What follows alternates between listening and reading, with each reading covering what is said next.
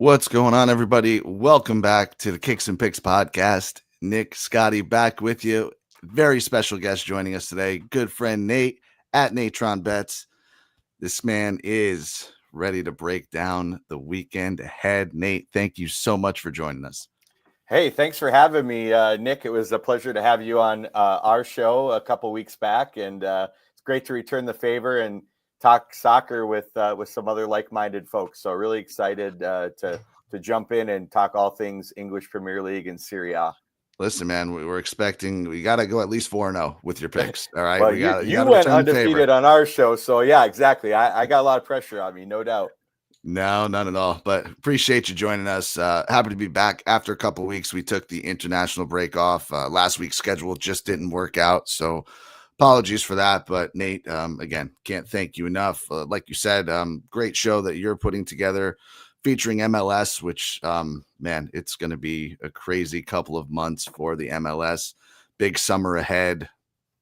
Big couple years for soccer here in the States. So quickly, would just love for you to let anybody know where they can find you, what you guys are up to. Oh, I really appreciate that. Yeah. So the show, first season, my co-host Tim and I, it's called Double Chance Pod. You can find us on X at Double Chance Pod. That's the show handle. And then my show handle is right here at Natron Bets. But we're doing a weekly release, usually on Thursday nights, although some weeks we're doing Wednesdays, just depends on our guest schedule, quite frankly. But the goal is to release a pod every single Thursday night throughout the season. We do a best bet segment. We talk about any futures positions we might be looking to add or any entry points we're looking to add. We add a couple anytime goal scorers, and we have a lot of fun. Most weeks it's Tim and myself and then a guest. So it's been a lot of fun. We're having a good season so far. And like you said, MLS is, I think, a product and a league that's picking up a lot of momentum, not just in the United States, but really worldwide. And so we're excited to ride the wave and hopefully get more people into the sport and into that league in particular. Yeah, no question. We dabble. Certainly, once the European leagues will come to a close for the summer, we'll get into it. But for anybody that hasn't given MLS a chance yet, certainly could not recommend it enough. It's a ton of fun to watch. There's a lot of talent that's come into the league over the past couple of years, and Double Chance Pod is doing a fantastic job. Not only giving away winners, I think you guys are up like 15 units so far on the season. Yep. That aside, the analysis, the conversation, your knowledge of the league and the players and what's going on week to week, highly recommend to anybody. If you guys are here with us week in and week out, please give that show a chance. You won't be disappointed. Appreciate it. Thanks, Nick. Scotty, we'll get you back on again too. We're going to get you back on too. Hey, I got a lot to live up to, man. Yeah, exactly. 4-0 in my debut. I can only go down. Got to retire while he's undefeated. Yeah, right. Pull the Floyd Mayweather. Done. That's it. So, Scotty, sorry. What's going on, brother? You got to be feeling good. Liverpool, another win today. 8 matches to go, and they are 12 points clear at the top of the table. How about you gloat a little bit for us here? Yeah, it would be a lot easier to gloat if they didn't blow it against Newcastle in the Carabao Cup. That's a little bit of a damper on the parade. But, yeah, I mean, at this point, we're April 2nd right now. It feels like it's been in the bag now for about a month. But enjoying it. I think we have the magic number I've heard is 13 points. So given how the results may go this weekend, if Arsenal drops some points, if Liverpool could get a win at Fulham, we could be in single digits by the end of the weekend, which would be very nice. But certainly reveling in it. But there's still a lot of question marks about this Liverpool team moving forward, contract issues and all the potential outgoings on the front line. So trying not to get too out ahead of my skis because I know that there's a lot of change coming in the summer and, hopefully it's for the better. But it's hard to be for the better when you're 12 points clear in April 2nd in the league table. Yeah. First year, new manager, new project. It doesn't get much better than that. So I know selfishly we're enjoying that here on the show. We're also enjoying Manchester City sitting in 4th place, potentially could be in 5th, 6th, 7th if some results, if the results continue to kind of go the way they've gone, although City did pick up a win today. So do want to quickly run through the table. Nate, would love to get your outlook so far on the Premier League this year. But as mentioned, Liverpool in first, 12 points clear. Arsenal on 61 points in second. Nottingham Forest winners of 3 straight, 57 points, and then City sitting in 4th on 51. Newcastle 50, Chelsea 49, Aston Villa 48, and Brighton in 8th with 47. So really interesting battle for 5th, 6th, 7th. Those other European spots, I think it would take an awful lot for Forest to drop out of that top 4. So Nate, would love any insight you have, any thoughts you have, any futures that you place that you're particularly proud of or that are looking good at this moment. Yeah. I actually do have a pretty decent portfolio this year. My card started this year with a few teams to finish in the bottom half that were not expected to be in the bottom half. I've got Man United bottom half at 8-1 and Tottenham bottom half at 9-1, both in my portfolio. And those look very likely to come home at this point. So pretty exciting. I did take Aston Villa to do that as well. So I had 3. Obviously, they're not going to do it probably. But hey, if I get 2 of those home, that's a huge win right there. And then on the other side, I kind of, if you see those teams taking a step back, and my play there was really just all the European football they had to play, all the stuff going on. I always look for teams that, they might not be built to play all the competitions to their fullest. And, obviously things that still had to break right for me to get those 2, but they did. On the other side, I have Brighton top half. Now that was like even money. It wasn't a big shot, but I felt like they were going to have a bounce back season. I also laddered them for a top 6 and a top 4 finish. So today's result for me was not great because, they're right on the fringe. They're still certainly in the hunt for both top 6 and top 4, and top 4 is 16-1. Top 6 is 5-1. So both of those are nicely positioned. And Newcastle, I had top 6 and top 4. So they've been disappointing me quite a bit. And I keep waiting for Forest to step back, as you said, because that's what I need to happen for Newcastle to leap in there. And that's not happening. But pretty confident about the top 6 bet. But the top 4, they're only 1 point out. But they just kind of keep getting in their way. They can't put a string together. So if Brighton or Newcastle finish top 4, it's going to be a very good season for me. But honestly, even if they don't, it's going to be profitable. That's awesome. Yeah, it was good. I was going to say, did you have anybody for Golden Boot? Because I believe, Nick, we had Salah and Isak at the start of the season, and now with where we are with Haaland being out, Salah's a virtual lock at this point. Yeah, Salah's a lock. I had Isak. I added him around mid-season. I didn't have any Salah positions, unfortunately, which obviously I'm regretting. But yeah, I will not be winning the Golden Boot. And it's, so many variables. Man, you mentioned Newcastle. It's tough for me. I can't really say this with a straight face because pretty much every team has faced injuries. You kind of mentioned it, Nate.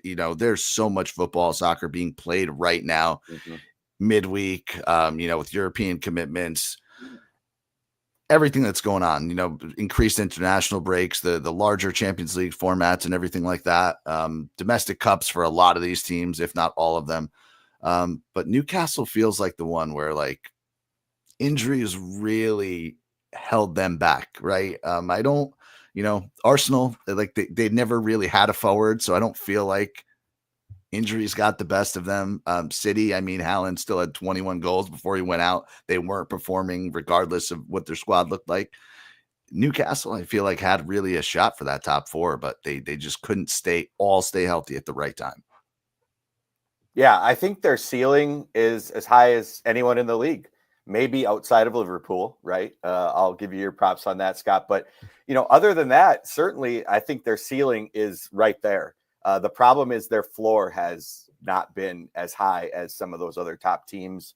That said, they still sit 5th, 1 point out of 4th with 8 games to play. I'm not tearing up my ticket. I think they've still got a good shot to get there. And again, if I can get that home, it'll be great. Now, on the flip side, I had Arsenal to win the league. I had some other stuff, preseason stuff that certainly got wrong too. So I don't want the listeners to think that everything I placed is coming to fruition. But if anybody ever wants to feel better, I have an AC Milan ticket to win the league. I have AC Milan to finish top 4. I have AC Milan for just about everything I could have them for, and they're in 9th place. So yeah, it happens.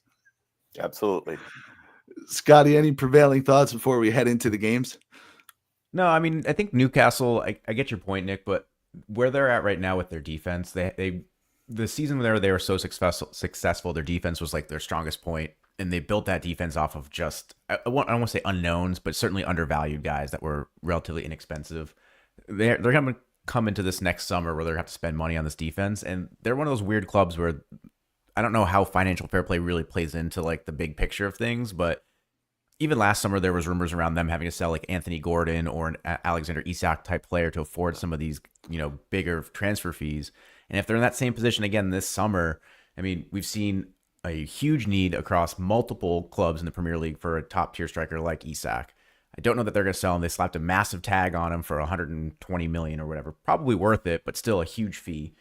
And if not him, somebody like an Anthony Gordon or a Harvey Barnes, who I think just came in this past summer, they may have to offload just to try to fix up that defense a little bit better to, one, deal with the injuries to that back line if they happen, and two, just make it more of a consistent performing club, because we know they can score goals. They have the talent. We saw Tonali's goal, and if you guys saw Tonali's goal today from a nothing angle, they can Probably score. Across.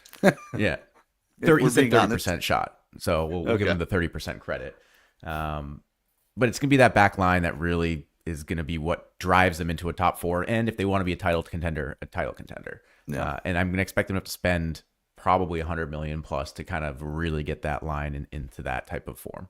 Well, and that's the problem, right? So if they finish fifth, sixth, fourth, then they also got to compete in Champions League next year or Europa League. And that was kind of my point earlier. Some of these teams are built for that.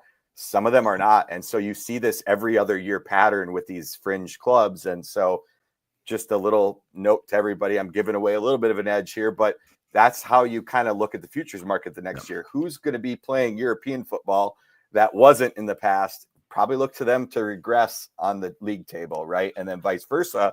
Who's a really good club that suddenly finds themselves not playing in Europe? Well, then probably they're going to do really well in the league because they can focus their energy. So, I mean, I think Newcastle is a prime example of that. Yeah, you're spot on. I think that's probably where your head was at with Aston Villa, right? Which they did regress, just not as much maybe as we thought, but we've seen it with them, with the Brighton, with the Newcastle over the past couple of years, that exact pattern. Napoli, great example in Serie A. Yes. No European commitments this year, top of the table. John, yes, that is correct. But what my exact words were, if AC Milan was plus 200 to beat Inter today. It's a 2-leg tie. If you believe they can beat Inter, they're plus 400 to win the entire Coppa Italia. So that was my advice. I didn't bet, I didn't place that bet. Just so there's no confusion, I didn't place a fifth future on AC Milan. Not that insane. Thank you for that. But let's rock into these games. Let's see what we got going on this weekend. Big one to kick us off, Everton at home to Arsenal. Everton with a huge result today, and by huge, I mean they covered the 1.5 spread that I took them on against Liverpool. So everybody on the podcast won because Scotty's team got a victory. Playing better ball, but they are winless in their last 5, coming back down to earth. Arsenal feel like they've just played a million games, and they got Champions League coming ahead. So they are a favorite. They're minus 145 away. Everton plus 450. That draw is plus 255. That is what I would say is an unusually suspect number for a draw. I think it's really, really low. Do you guys see Arsenal getting the job done here, or are they looking ahead to Madrid? Yeah, based off of the game today, I'll say the way that Everton maybe won in this match is that they didn't pick up any red cards, despite numerous potential challenges where there could have been a red card or a second yellow given. So they'll be at full strength relatively for this game against Arsenal. I like that they'll be at home for this one with Arsenal, like you said, Nick, maybe having an eye on Champions League, which is, I don't want to say more attainable for them, but with the league in the position that it's currently at, it's by default probably the most attainable trophy they have left. So the under 2.5 being set at, I have it at minus 170 is what kind of like screams out to me, because that's where I was going. I was like, this is going to be an Everton team that's going to sit back. They're going to try to frustrate an Arsenal side who Saka is getting healthier. I think he played 20, 30 minutes in their game yesterday. But it's still been this makeshift front line that really lacks that like final punch. So I think Arsenal will struggle to score in this. Beto looked decent against Liverpool today. I don't know really where that came from, but I'm not gonna like bank on him to have like back-to-back incredible performances. So I get the draw line being where it's at. I think if I'm putting money down, given the under being almost unplayable, Everton plus half a goal or double chances around plus 110, that might be where I go, especially being at home. So that's my lean right now. I'll look through and see if I can find maybe some more interesting plays in the prop line. Yeah, I agree. This is Everton or pass for me. I don't have a strong play here, but my model sees this as about, it does favor the under, but again, I think that's unplayable to your point. My model sees this as about a half a goal difference between these two teams for this projection. So, I even see, depending on the book you play at and where you play, you can get the 3/4 of a goal Asian handicap at like minus 108. And, then if they lose by 1, you only lose half your bet. Which is probably still one of the more likely results, right? It's like a 1-0 type of game. We're obviously hoping for a 1-1 if we play the plus a half or plus 7.5, but I think it gives you that downside protection if it finishes 1-0. So this isn't a strong play for me, but it's Everton or pass. Yeah, I'm with you. I think you have to look at Arsenal just being in a spot where their head's got to be elsewhere, right? Even if they pick up the 3 points, they know the league is pretty much done and dusted. Yeah. I think if we're into Everton in this game, I don't hate both teams to score sitting at plus 120.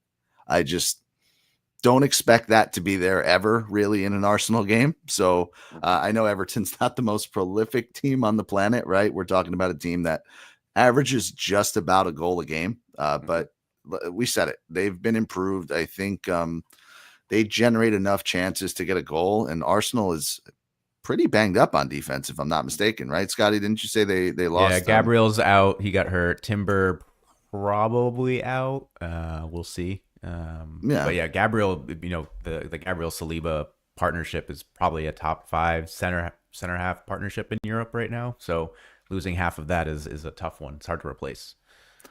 For sure. So I think we're all kind of saying the same thing. No super strong plays here, but plus 120 doesn't seem bad if we think Everton get on the score sheet. If you want to get really crazy, 1-1 draw, like calling an exact score on this, a 1-1 draw. I don't have the number in front of me. Plus 450. Yeah, I mean, to your point, the draw line is jumping out at us a little bit here. We all kind of like the under, so 1-1. If it goes that way, it's probably going to be 1-1, right? Yeah. I'll say this isn't a bet that I'm playing straight up, but I'll parlay it with something in our next game. Beto shot on target is minus 130. So I'm I don't know that I'm playing that straight up. You could. Minus 130 is usually our threshold, but there's another player that I'll parlay with this in our next game, and that'll make sense in about 10 minutes. I don't hate it, my boy Beto.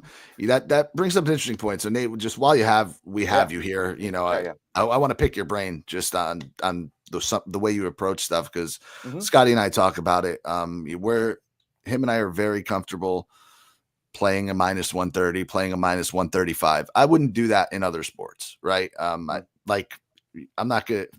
The spread exists for a reason, right? But I'm not going to take a minus 130 typically in a lot of places, but in soccer, for some reason, I feel like that's playable. I feel like there's so much nuance in this sport and in the bets that we're able to make.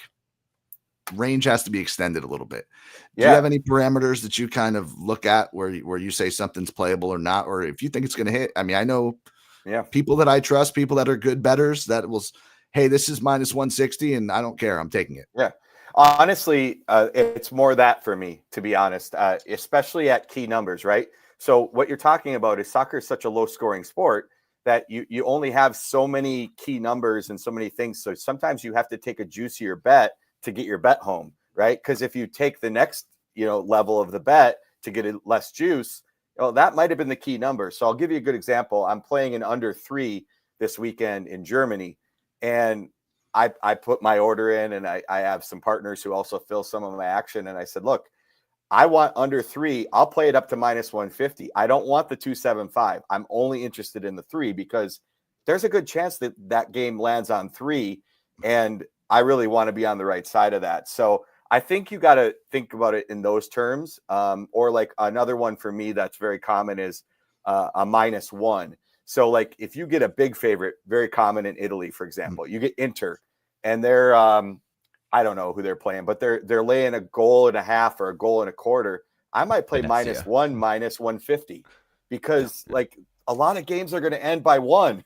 You know what I mean? And I don't want to win. I don't want to lose because Inter just decided to close up shop 1-0, which happens a lot, by the way.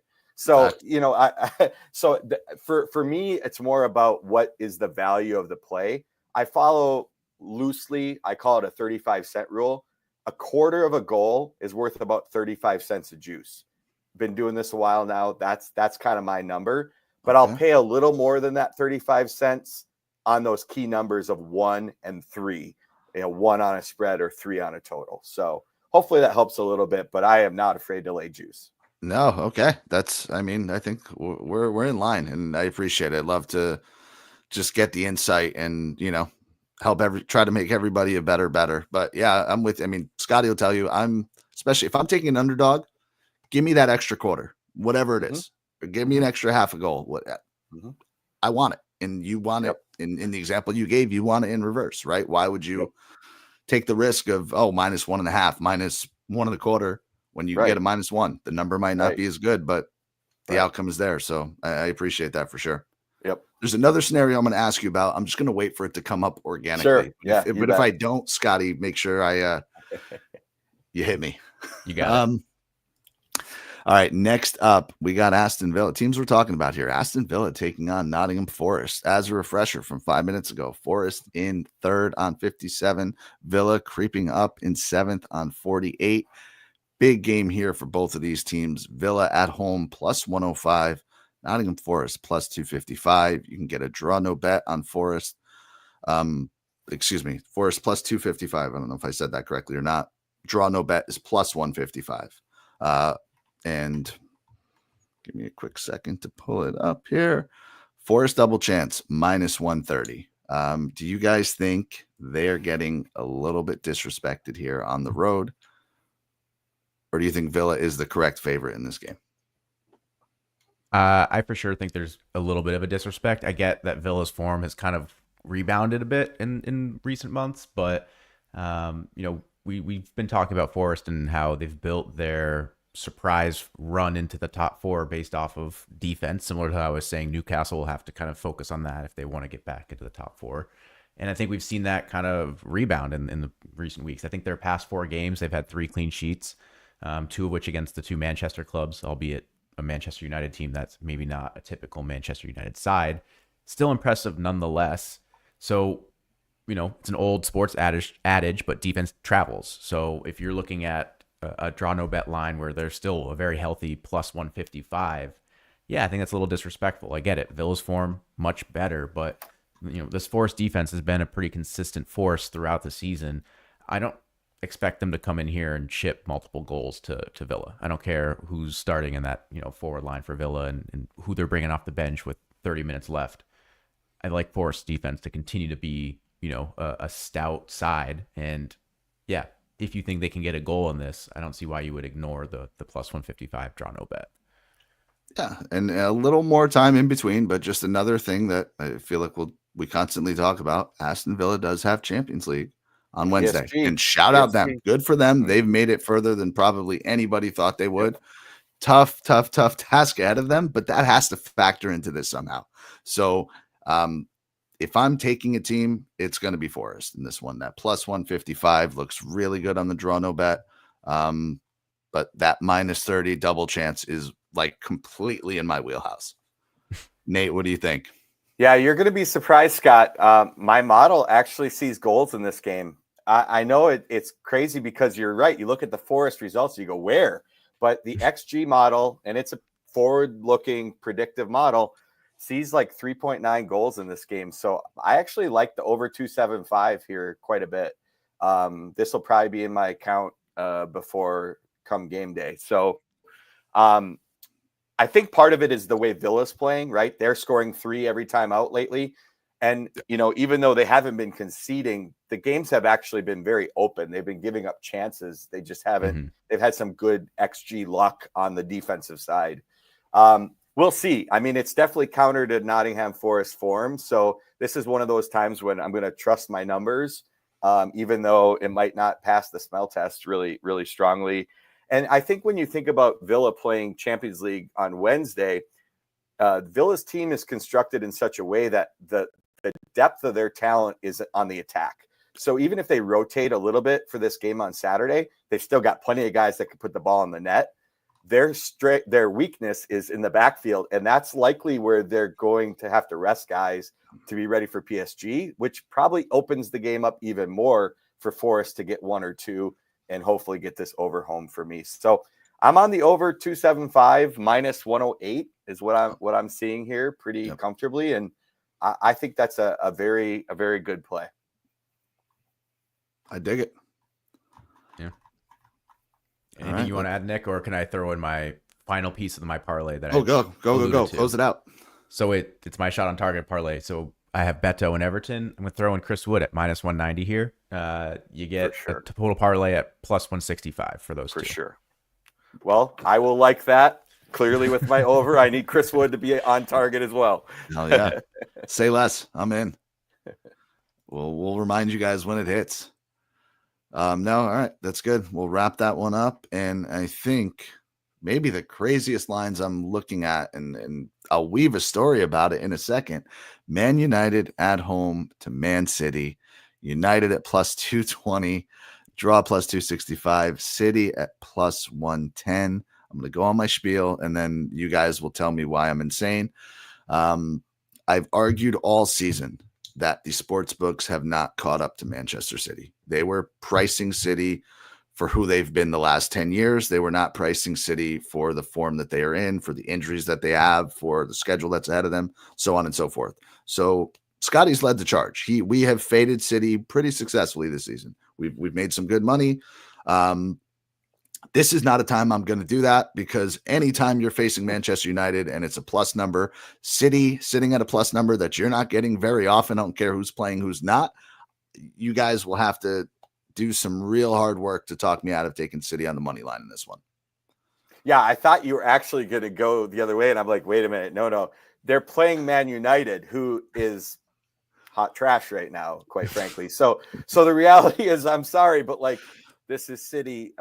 And again, another game that I see goals in, frankly, and being that it's a derby and both these teams are kind of not where they want to be, I think they'll both play a little looser style. And, it's one of those games, if we don't get the first goal in the first half hour, I'm going to regret this. But if we get a first goal in the first half hour, we're going to get 4 goals. 4, yep. Exactly. So I'm going to play both teams to score and over 2.5 parlay at minus 120. The game line is 3. Again, we talked about this earlier. I don't love playing over 3 very often because that pushes a lot.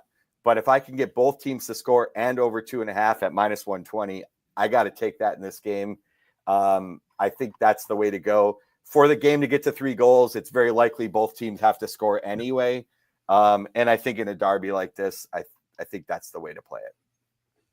Love it.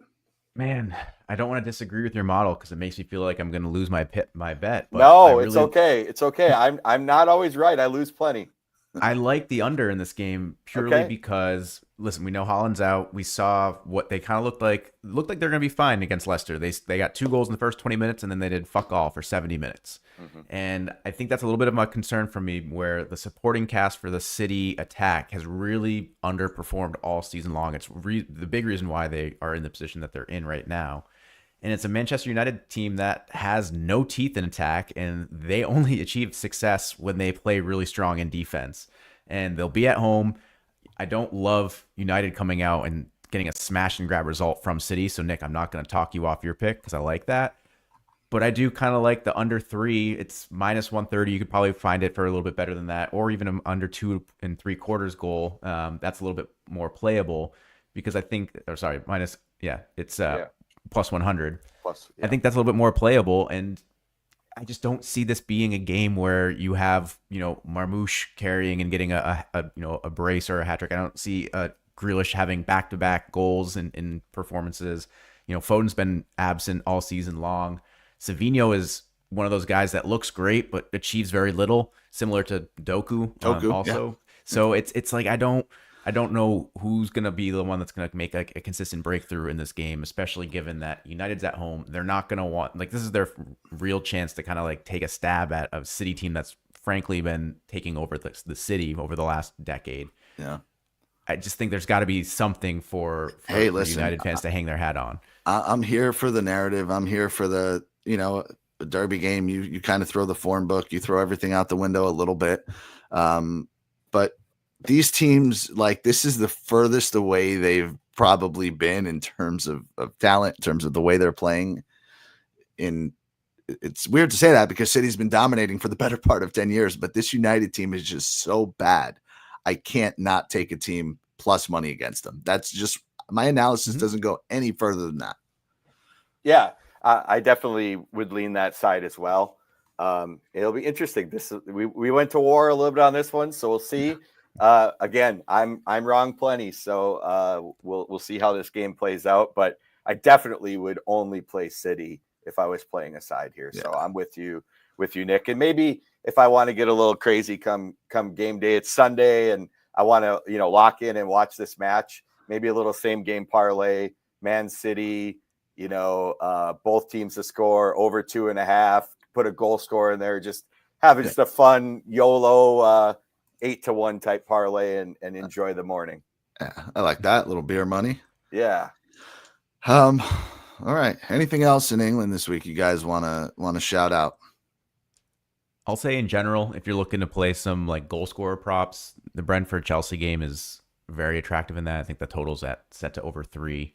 Everybody's at like plus 160 or longer, so you could make any sort of mix of Cole Palmer, Johan Visa, Brian Mbeumo, anybody like that. Is Cole Palmer going to score again? Like, I feel like the dude is just letting me down week in and week out. Not betting him, I just advocating like him. For him. Yeah.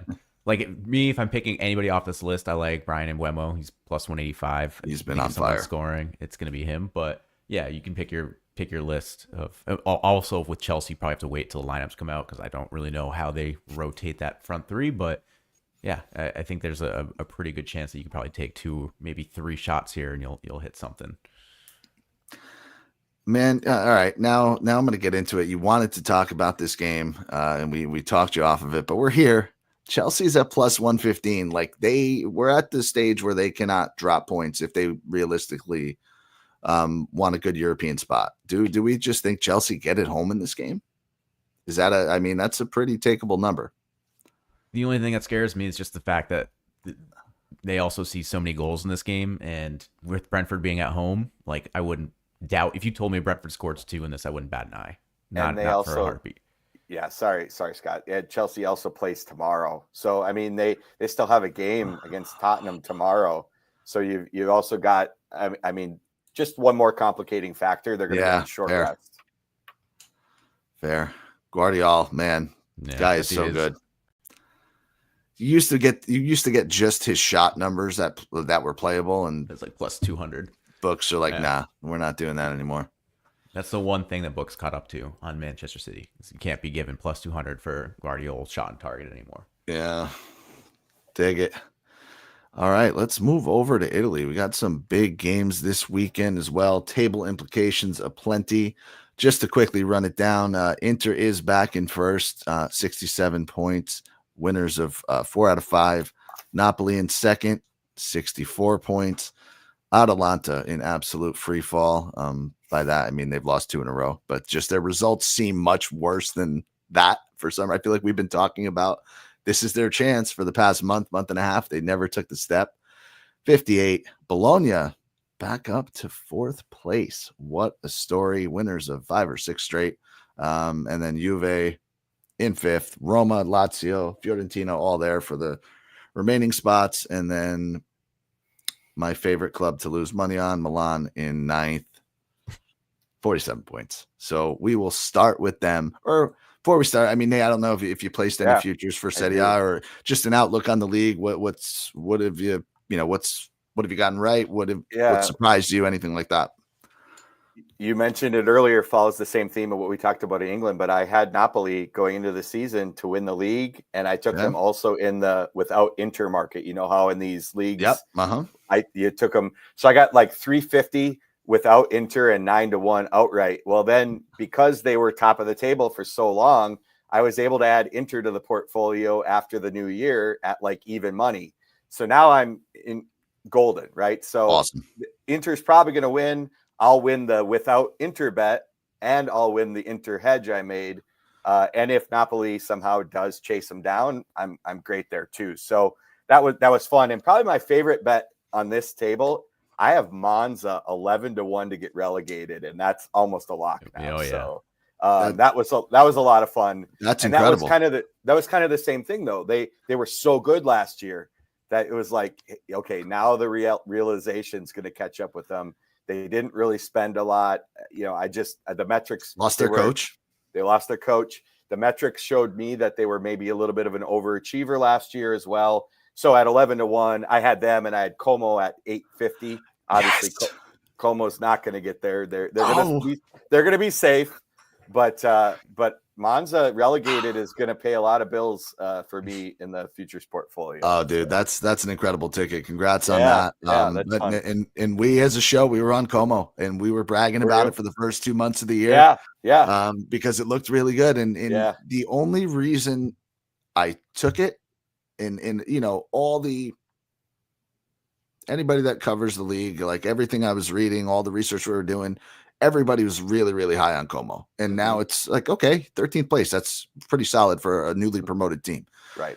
If you were giving me plus 900 on a newly promoted team to go back down, the circumstances don't matter. That's too good of a number to pass up. And that's kind of where we were. And I was singing about it and exciting, and everybody's probably sick of me talking about it. And okay, whatever, short-lived, but I still believed in that ticket. I would place it 100 more times. Well, I was a year early on Empoli, I think, because last year I was on them to get relegated, and now this year I didn't place it, and they look like, well, they still could be safe. Yeah, there's 4 or 5 teams that really still could go down. So it should be a fascinating race. Yep. But yeah, let's get into the matches here. Milan Fiorentina is the first one. Milan minus 115, Fiorentina plus 275, draw at plus 260. This is a Fiorentina team that has frankly looked very good. You talked about Monza. That's where their coach went, Palladino. He's with Fiorentina. You know, they've kind of brought in some guys that were getting a second chance. Moise Kean, who's now second in the league in goals after a disappointing year at Juve last year. A couple of retreads from other teams, some guys that have stuck around, but they seem to play up to their competition. Now, this is technically playing down because Milan is below them in the standings, but on paper, most people would say Milan are a better side. So in this spot at plus 275, and I'm not saying anybody has to take the money line, this is a spot that they've performed so far this year. I think you could definitely take a safer approach if you like them. I mean, for Fiorentina to get 2 goals is plus 180, the team total over 1.5. I think that's kind of insane for a Milan team that just can't seem to stop anybody.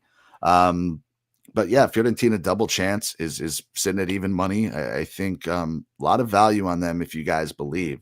So as the person that's been the most wrong on Milan, I'm not going to definitively say that that's where I'm at. I might just be like fading them in my mind, you know, due to,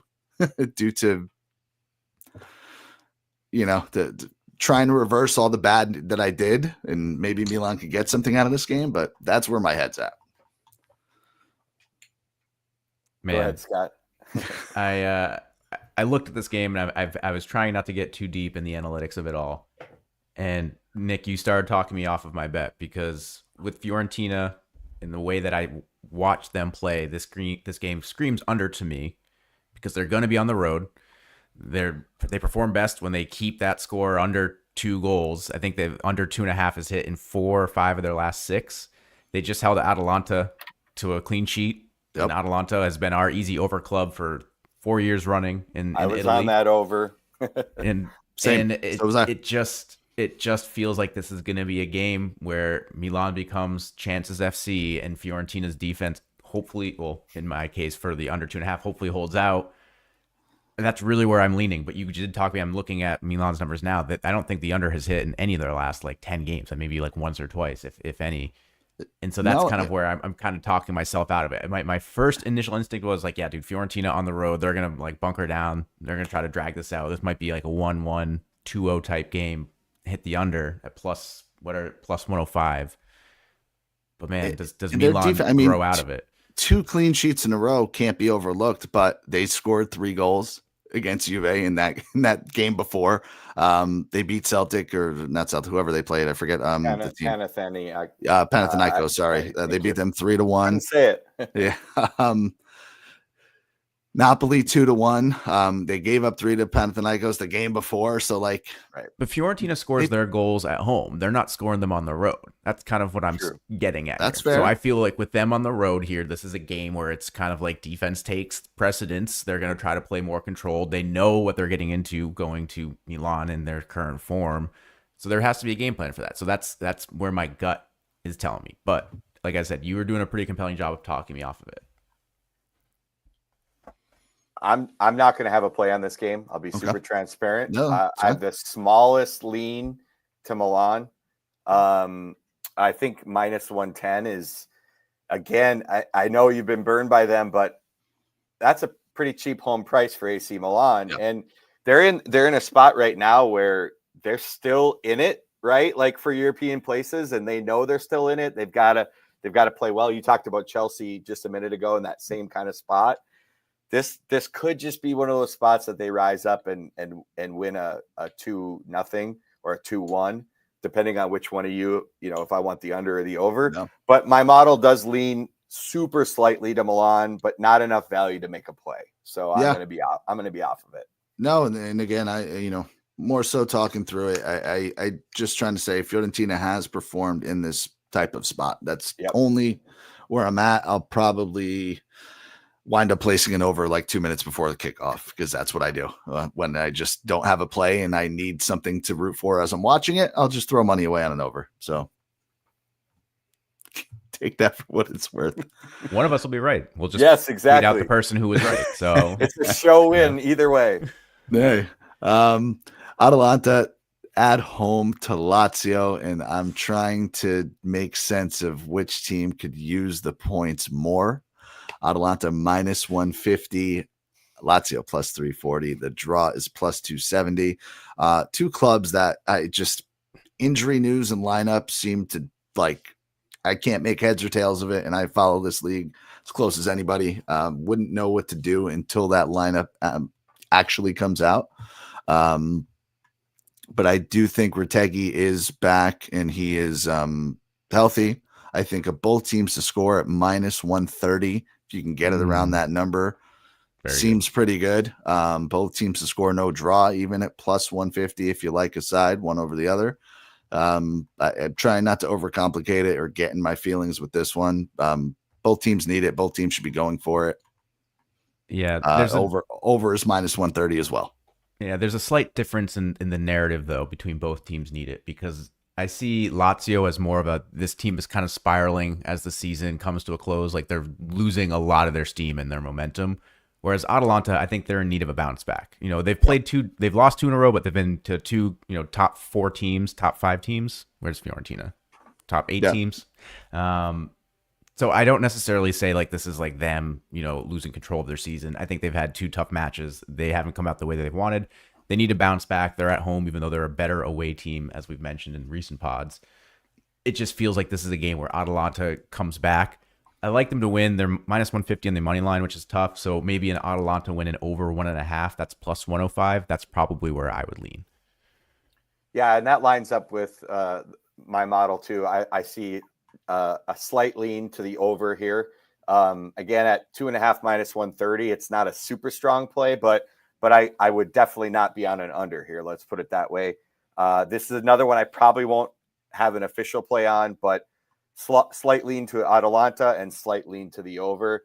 I think it's the question that you raised earlier. Is this the Atalanta team that can't score the last 2 games against quality competition, or the one that scored 4 or 5 goals going back 3 and 4 matches ago?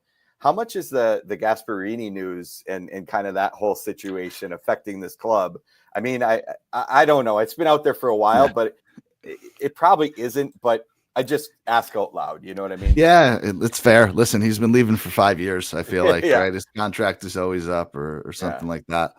But no, that's more than a fair shout. And yeah, I think the over's there. I think that, like, I hate to say it, Scotty, I say it all the time. They're due to score goals. Lazio's back line might be what the doctor ordered. And of all the things I can say good about Lazio this year or bad, goalkeeping has been really not even talked about enough. Provedel has had a horrendous season. I wish I had some advanced metrics in front of me, but just watching this team game in and game out, he has cost them goals. There's no doubt about it. So it might be just what the doctor ordered for Atalanta in this one. And last thing on this one, we talked about it earlier, but Lazio's got Europa League right on Thursday. So probably their focus is on that competition. But what they will want to do is they'll want to have some goal scoring form going in. So I feel like that's another small checkbox for the over here, because they're probably going to concede some goals, to your point, but they're going to want to make sure they get one in too. They're not going to want to go into the Europa League off of a shutout. So definitely, I think they'll play a more open style than they would if they're down, because they're going to want to have some momentum going into Thursday. Agree. Love it. Easy over. Both teams with it back. All right. Next up, this is quite the weekend here in Italy. We got AS Roma at home to Juventus. Roma plus 140 favorites. Juve plus 185. The draw. Get ready for this number, plus 200. New manager for Juve. So Scotty, I don't know if we can in good conscience just assume Juve is going to draw automatically, but Roma is pretty much the hottest team on the planet right now since they've switched managers. We joke about it. Coach Steve is not here to enjoy that, so I will certainly not be enjoying it on his behalf. I don't know who to root for. These are the two teams I like the least, so I don't even know if I could be objective about talking about this game. But man, Roma, they deserve to be a favorite at home the way they're playing. I just don't really have much else to say there. Both teams to score at minus 110 is the bet that jumped out at me. But I'll pause there. I'm gonna go ahead and say I may not have a play in this one, because Roma are the kings of the 1-0 win. Four straight or 4 1-0 wins in their last 6. Juve, kings of the draw. I mean, you're really flipping a coin. Is Roma going to win 1-0, or is this going to be a 1-1 draw? Maybe that's the play. Maybe you just play both of those. I don't even know what that amounts to. 1-1 draws plus 400. And then what's a 1-0 Roma win? Plus 500.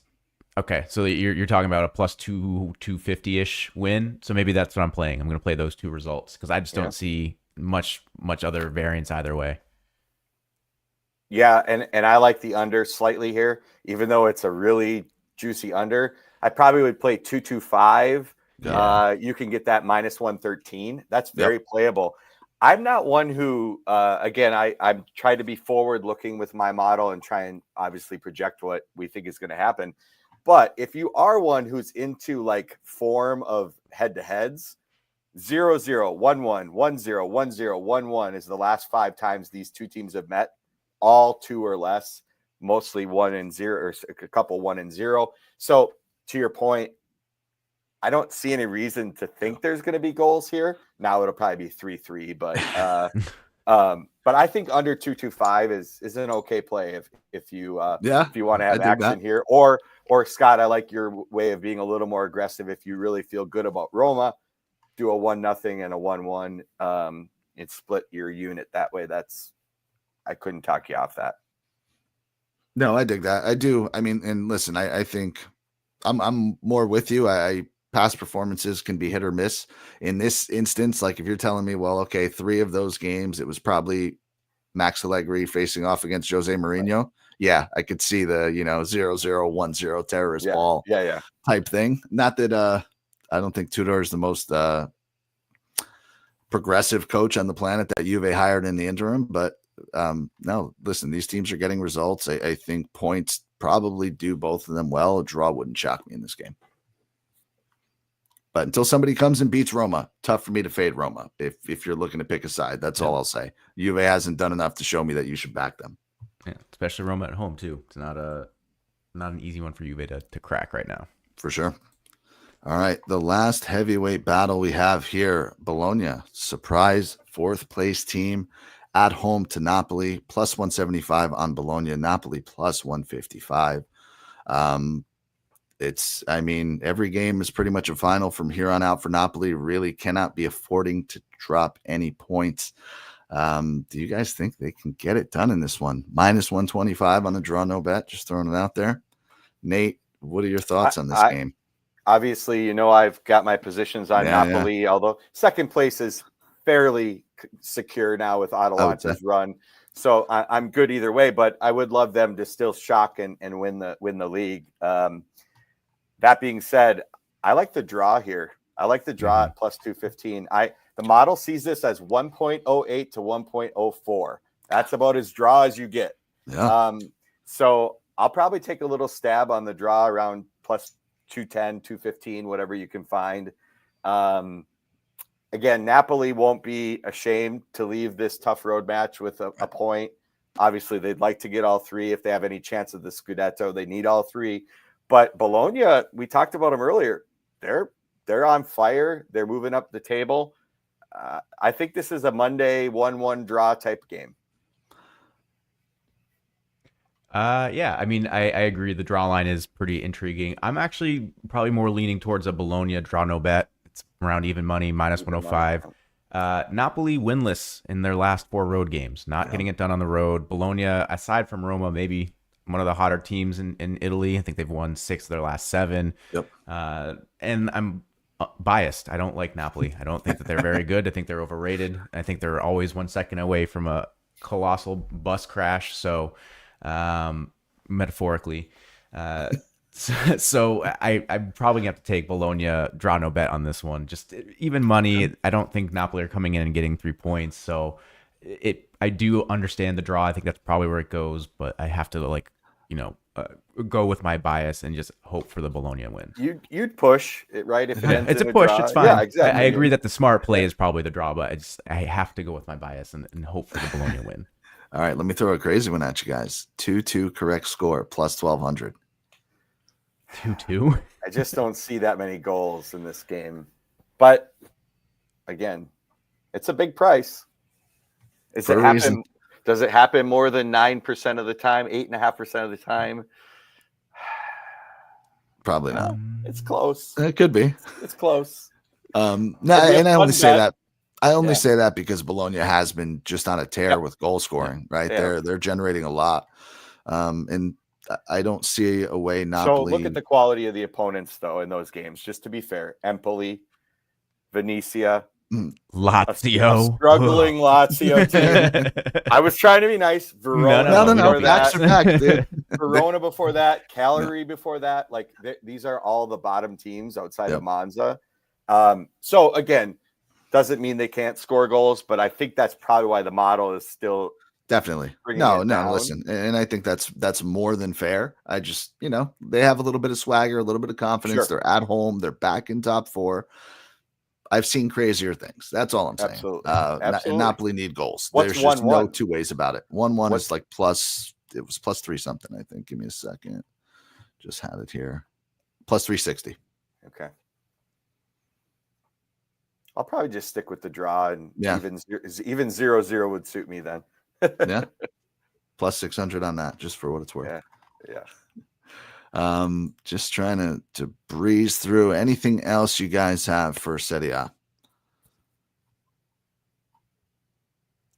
I kind of like the Monza Como game, that the 2 teams I had to be relegated. Yeah. I kind of like the under in that game, frankly. Under 2.5 at like minus 118, 120. I think that's got all the makings of a 0-0-0-1 for one or the other type of game. Yeah. Obviously, Como has a lot more to play for. I think Monza knows they're relegated. But that being said, I just don't see a lot of goals in that game. I can totally agree. So here, all right, I guess I could have asked my question organically, and I didn't. Let me make sure the numbers line up here. So it's exactly what I want to say. Okay. We have, just to go back quickly, I'm going to use Milan and Fiorentina as an example. So AC Milan is minus 115 now on the money line. Their team total over 1.5 is minus 120. So for the sake of my argument, essentially the same number, right? It's slightly different. Is there a way when situations like that you lean in one bet over the other? Because I come on here sometimes and I argue, in my mind, as a very rash generalization, you need 2 goals to win a soccer game. That's just kind of the way I look at it. The winning team should have 2 goals. So if I believe they're going to win, do I just take a team total and maybe they didn't win the game and it's a 2-2 draw, or they lost 3-2 or something crazy happened? Or is it equally or more likely that no, they do win the game, they just happen to win it 1-0? I don't know. And that's not a perfect question. I'm sorry. It's kind of out there, but it's a great just question. like those numbers are a lot of times very similar. Yeah. And I always find myself going towards the team total. And I don't know if that's the right thing to do or not. Well, for me, to be candid, it's kind of a fairly easy answer because I'm actually producing an expected goal outcome for each team on every game. So I would look at that and say, like in this case, I have 1.76 for AC Milan. So that's right on the edge of 1.5 minus money. That's probably about the right line. Yeah. And so I have 1.76 to 1.21. So I probably would, in this case, would lean to the money line. But there might be other scenarios where the model sees like 2.01 to 1.6. Well, then obviously I would lean to the team total because, I think there's going to be goals there. So for me, I'm going to go straight off the numbers a little bit, but if you don't have that, then there's definitely a lot more feel to it. So that would be my answer. Scott, what do you think? I'm gonna have to agree. I don't know. I can't. I'd say it's a game by game thing, right? That's kind of goes back to our original thing. There's so much nuance in this sport. There's so much, that's not two games are alike. And that's what a lot of people who don't bet soccer don't realize. There's so many ways to bet soccer. Like we could sit on this show and we could come up with 8 good plays on every game if we really wanted to, right? And not all of those would be plus EV, but probably most of them would be because we're pretty good at what we do and we're sharp. There's just a lot of ways to attack the board, right? And some people see it differently. I don't tend to play a lot of team totals for whatever reason. I tend to play more game totals and sides. But yeah, I don't know. It's just the way I've gravitated over the years. Yeah. And I always ask because I feel like Scott and Steve, when coach is on, you guys tend to go to money line where I'm always looking at a team total because I want to take either one way or another, you're sacrificing something. It's just 2 different ways to attack it. Well, in fairness to you, Nick, your bet, if you play the team total, is the only one that can win before the game's over. So like I know a lot of people like betting overs and team total overs in all sports because they are the only bets you could win before the game ends, right? No. And so there's nothing wrong with that if that's the way you see the board and they're similarly priced. I don't think you're wrong. I think just be kind of consistent with it.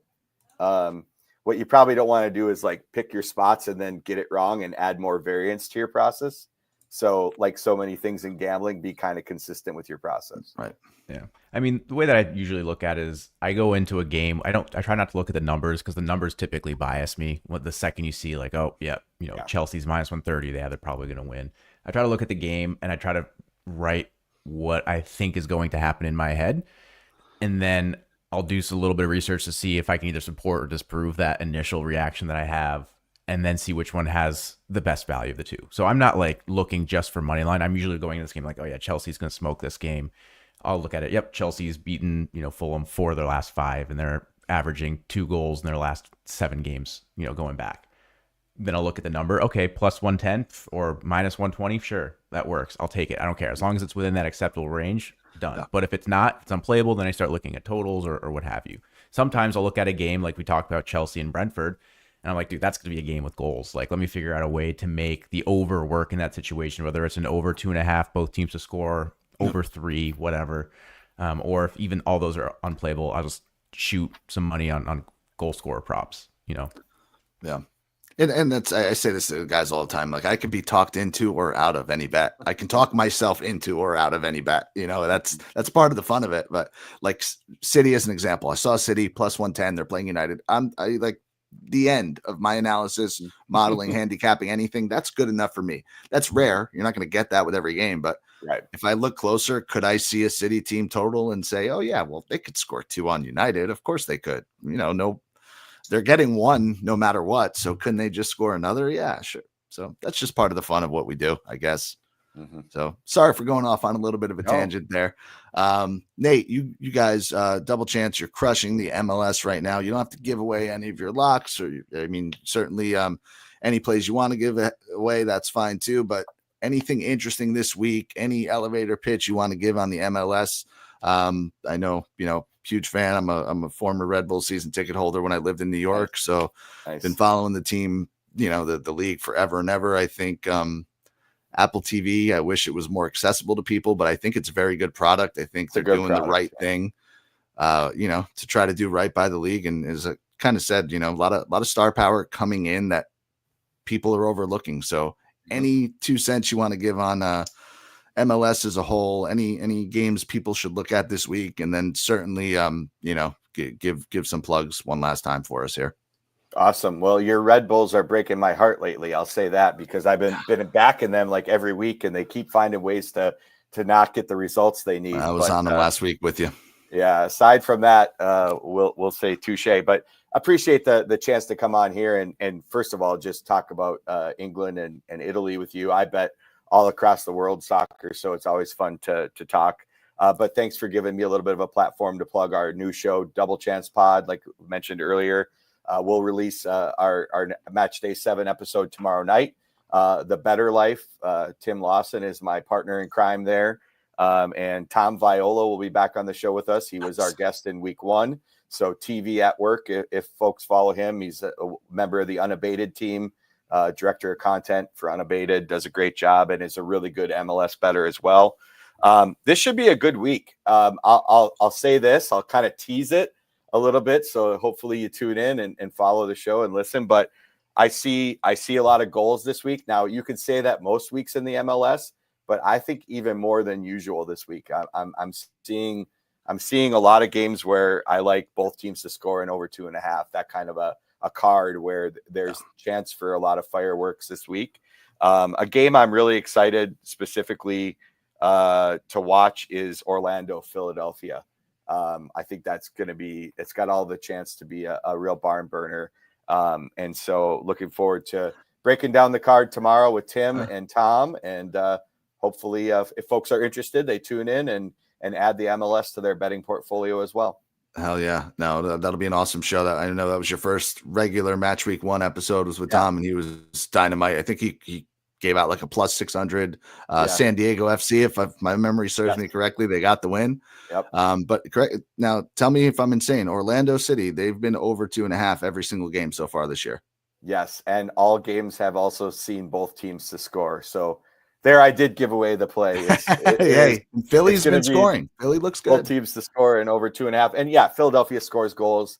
I could easily see this one being a 2-2, 3-2 kind of game. And MLS, that's not that uncommon, as you all know. So I think there's goals in that game. It'll be a fun watch, even if you don't bet on it. But hopefully you throw some coffee money or pizza money on it as well.